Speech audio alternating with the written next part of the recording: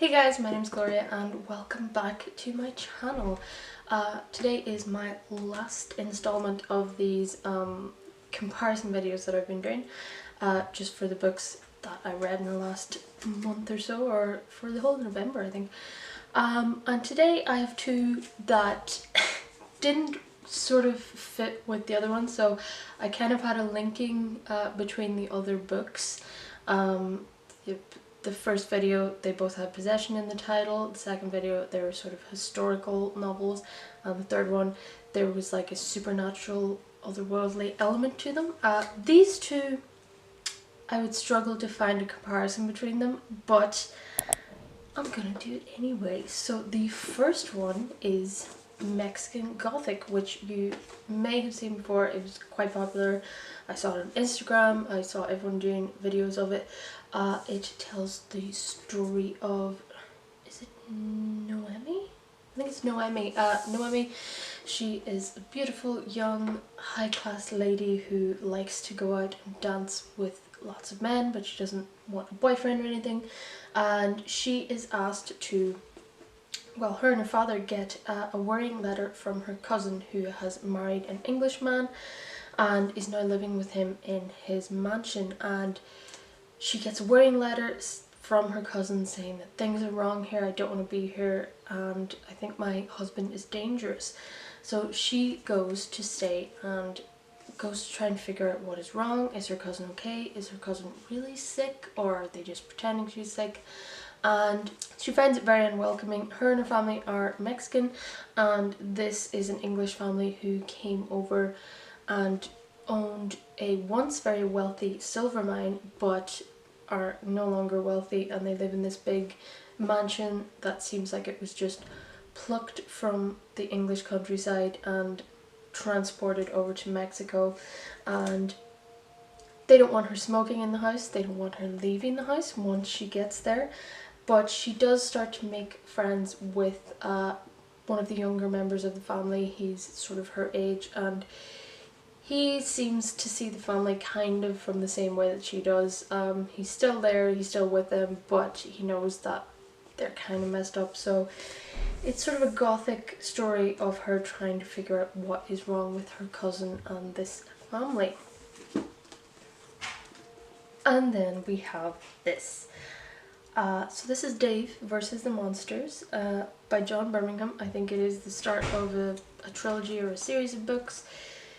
It's about an oil worker who he's just coming back from a break, and he is being transported to the oil rig, and once he gets there something is very wrong. They have drilled too deep into the earth, and these creatures that I think are very like Uruk-hai from Lord of the Rings are coming up and eating people.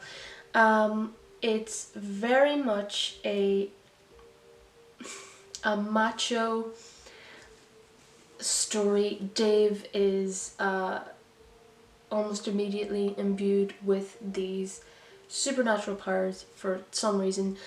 He kills one of the leaders just by hitting him in the head with his deceased friend's hatchet. It's some sort of a hammer axe hybrid, and once he kills this thing, he passes out, and when he wakes up he is just like Superman. He's incredibly strong, he's incredibly fit, he can jump like the Hulk, all of these things, but he is just so macho. He just doesn't care. He also has these he for some reason has the memories of the one that he killed, so he knows what these creatures are, he knows how their societies work, he knows how they're likely to attack, but you know, he's not a nerd though. He's not a nerd. If you're wondering what these post-it notes are, I realised when I was reading the book he was constantly mentioning two things. So before the book started, he's on this helicopter on the way to the rig, and he's thinking about the last week or so. He spent his entire paycheck basically on flying these two sex workers out to his hotel room from another state and doing loads of drugs with them. unsurprisingly, his wife has left him, and he has 2 sons, but he doesn't see them a lot because he's a busy man. But throughout the entire book, right up to like the last chapter pretty much, he has to mention the sex workers. The green ones are for the sex workers. He's constantly mentioning them the entire way through the entire book, just bringing them up for no reason, just telling the reader, hey, remember when I did that, remember that? Also, he sort of blames this entire weird monster thing on them constantly. He thinks that the sex workers have drugged him, and this is all just a big drug haze, and it's their fault. The pink ones are for when he describes someone else's genitals.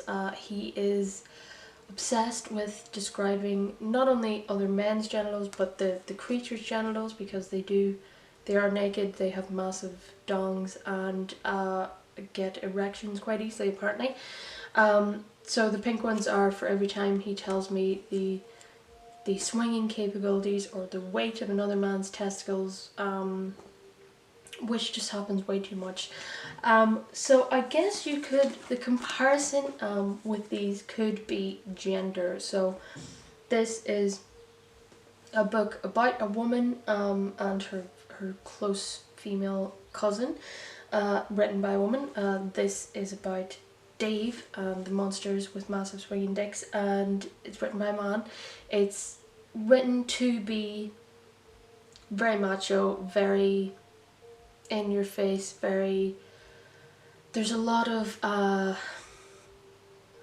he just says a lot of not PC things. He's the type of guy who would say people just can't handle me, but he's just being a dick, and yeah, just a lot of macho bullshit. This one I think is written to be more of a feminine book, because of her station in society and whatnot.